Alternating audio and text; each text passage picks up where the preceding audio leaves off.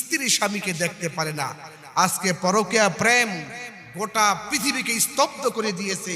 স্ত্রীর সঙ্গে স্বামীর মিল নেই, স্বামীর সঙ্গে স্ত্রীর মিল নেই। স্বামীকে খাবার খেতে দিয়ে স্ত্রী যদি ছোট্ট একটি কাজ করতে পারে, তাহলে ওই মহিলার স্বামী তাকে পাগলের মতো ভালোবাসবে। সুবহানাল্লাহি বিহামদি। হাদিসটি তাবরানী শরীফের ভিতরে এবং সহিউল জামে, দুইটি বিখ্যাত হাদিস গ্রন্থের ভিতরে এই হাদিসখানা উল্লেখ করেছে।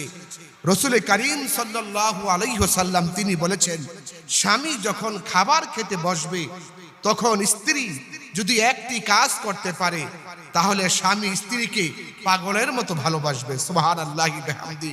স্বামী আর স্ত্রীর মহব্বত, এটা হলো জান্নাতি নিয়ামত। সুবহানাল্লাহ।